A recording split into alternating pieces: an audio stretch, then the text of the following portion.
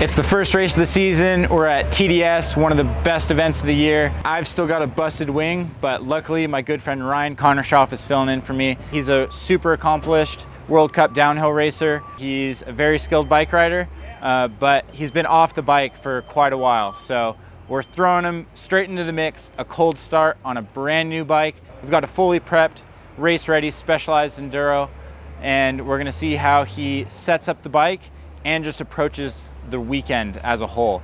For competitive racers like myself, and I know Ryan's like this way sometimes too, it's hard for us to come into an event a little unprepared and fully enjoy it and kind of let go of that expectation and all the baggage that comes with racing. Hopefully we can talk about some fun topics, bike setup, and mindset that'll help you guys out at your local races. Let's get into it. No, don't go changing. Delivery. Yeah. Water bottle and everything. Yep. Seats in the perfect spot. Right now we're not changing anything. Ready to ride. When's the last time you rode a bike, Condra? February of 22. High hopes right now. We'll see how I feel after the bottom of the first run. Connor, any thoughts or feelings? No, let's get some practice in And go from there. yeah, circle back.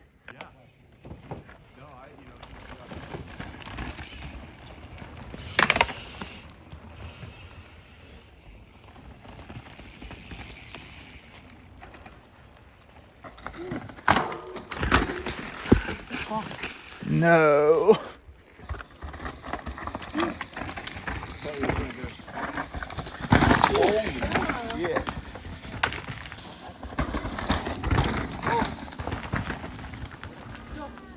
Oh my God.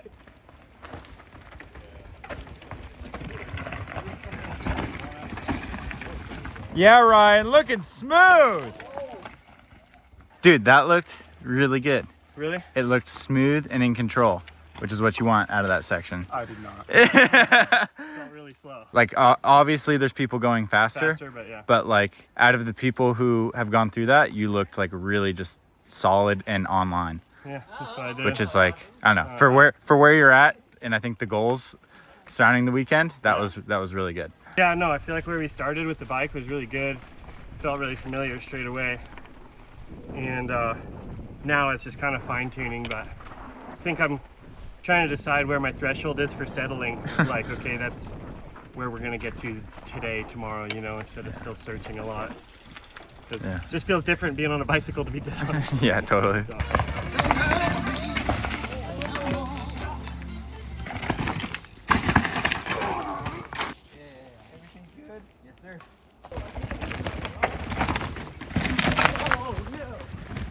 So I'm sitting down here with Ryan. What's your mindset going into this race, and what does like even enjoying racing mean to you at this point? I retired in 2012. That's what I like to tell myself, but I've done races since then.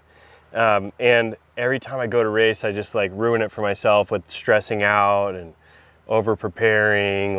So it's kind of cool to really be completely unprepared for this, so I have zero expectations. For me to do all the runs would be a good start.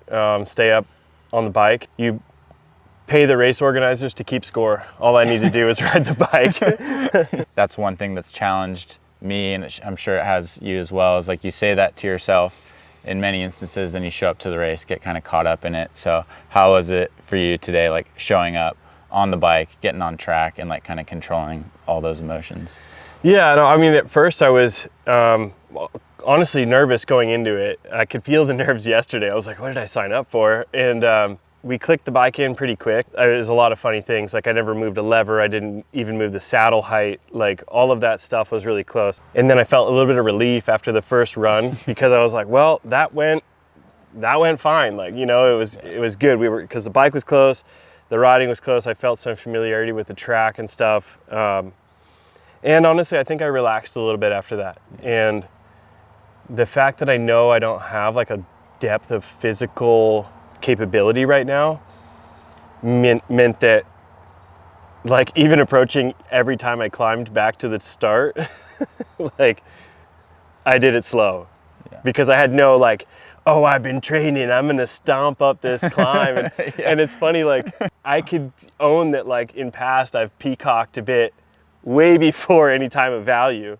and would stomp up those climbs like, yeah, I'm fit, you know. It's just a waste of energy. So today, just being kind of humble even about every pedal stroke, like, I only got so many of these to play with this week. I felt like I relaxed a little bit. Because how many runs did you end up doing today? So of the 6 available tracks to ride, I rode 3. Yeah. I could easily get into the overexposure by trying to do too many runs and kind of overcompensate in the moment for the training I have not done. Yeah, totally. So. I don't know. I thought it was really cool kind of like observing that. I think it takes a lot of discipline to hold back. You know, you haven't been on a bike a lot. There's like there's like a carrot right in front of like the next run to like get more comfortable and feel faster. Yeah. But like thinking of like the weekend as a whole, yeah, it takes a lot of discipline. And I've definitely been caught out at this specific race of over practicing Friday and then you're smoked. Is there anything else worth noting from today, and how are you feeling going into tomorrow? What's the game plan? I really want to test myself, like just to have the discipline, like you said, to just ride smooth laps and see where it lands, not blow myself up pedaling, just try to throw some really good consistency and, you know, let it land wherever it lands. I think that'll be a trick, is like check in with me after we got 3 runs in, Yeah. You know, see if I'm still feeling that like zen about the whole thing, because it's hard, right? Like it's competition, so you want to do well and I want to do well. I'm curious where I am with 0 prep to just kind of hop on a bike and go spin some laps and see what happens. Yeah. Well, that's kind of the experiment. So we'll see you tomorrow and find out. Just hand. First time you ride, it's like complaining about your ass being soft. Yeah. Pulled this thing apart last night. Torqued it all. Spent like 4 hours doing it. Feeling a little crummy at the end of practice yesterday, so the confidence is up. Knowing that it's somewhat dialed. Put some energy into the bike. Yeah. Condro, how much time did you spend on your bike last night? I did take it out of the van. And I put it back in. And today we checked the tire pressure. And it's ready to go. Think to yourself negatively, you gotta take it away and give yourself positive instruction. You would imagine you were coaching someone else, what would you say to them? The shit you would say to them is way nicer than the shit you would say to yourself. So catch yourself in that, because that's how the negative roll starts. Stop that. Start giving yourself positive instruction, and it'll turn your weekend around if it starts going the wrong way. Go, Connor!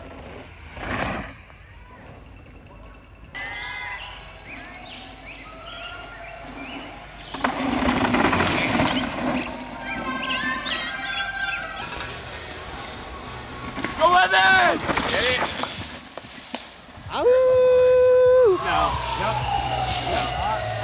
Yeah, bud! Dude, that gap is crazy. Wow. That's fun. Oh, Let's go. Yeah, Connor.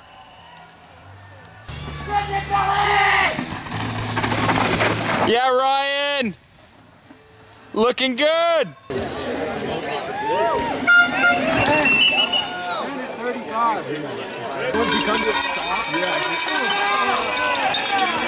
These corners are so amazing right now. Yeah, Aaron.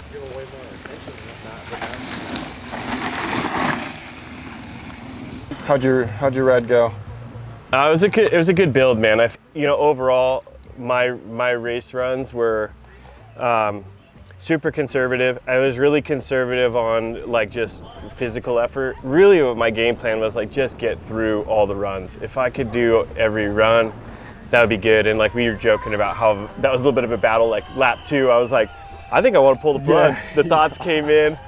I knew I wasn't going to go anywhere with them, but they were already there. Yeah, it's funny how expectations work, because I was kind of like, I don't even know where I'm at, as there's no numbers next to the standings and I wasn't that interested to count them out. But I'll be honest, I was like, oh, I'm a bit further back in that list than I kind of thought I was going to be. And then, but that was kind of cool to kind of line it up with being realistic too. Like, dude, where did the expectations come from? Yesterday for practice, I mean, you led a few of them and you were pulling away. I was like, oh, shoot, like, this guy's on. Like, he's coming off the couch after a year and a half, and like, all right, we'll see how he does. And then, yeah, like, in all honesty, seeing the results, I was like, oh, okay, like, yeah, the physical effort probably wasn't there. The physical side of it is huge. The amount of work that you got to put in to really be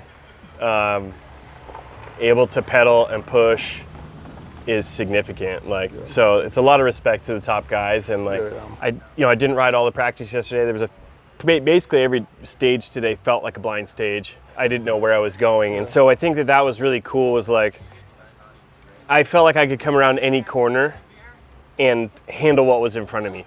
Like, so that was like, I think the coolest piece. I just was like, I am really confident in the bike, and kind of maybe lap 3 or 4, I started like feeding it more freedom to like go, you know, and that was cool. Was like, I never had that bite me.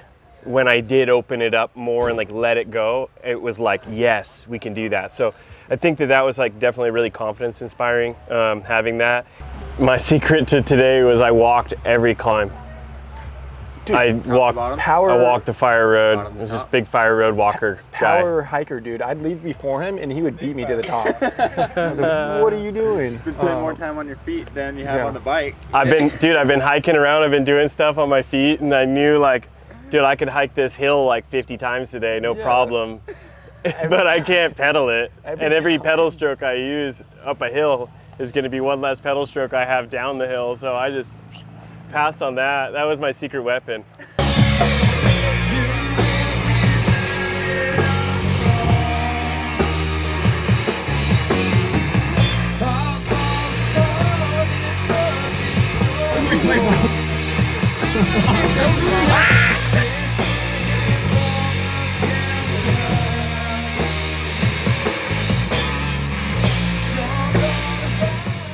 All right, this is one of the more make or break sections of the race, honestly. Super rowdy setup line into a steep uphill, so let's see how the boys do.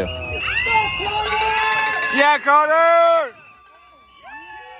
Oh, come on, oh no! Oh no, come on, Connor! Oh shit, man! Yeah, Ryan! Oh yeah, that's it!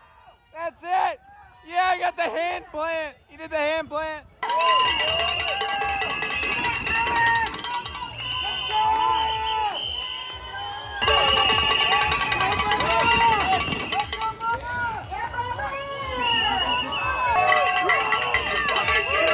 Gino XL. Gino. Yeah, Gino.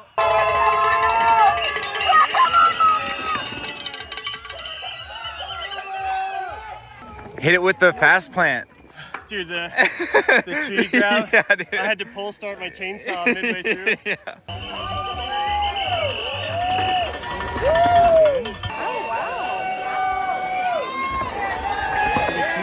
Yeah, Ryan.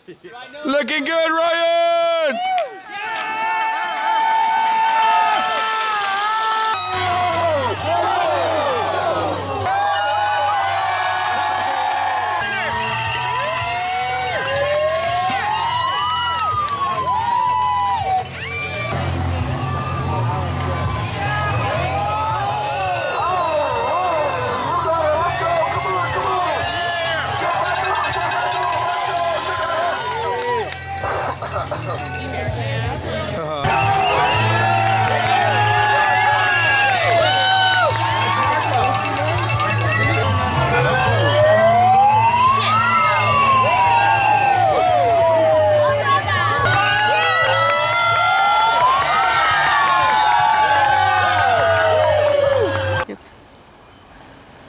Yeah, Connor.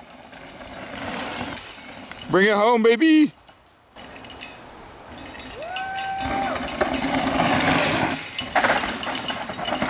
Yeah, Ryan. Finishing today, I actually felt a lot of joy, like rolling through the finish line of the last one and knowing it was like maybe my best run of the day or best run of the weekend, and like we did it. It was complete. So for me, that was just like the goals coming in was finish all the runs, and we did that, and it was a challenge, but it was super fun, and so I'm stoked.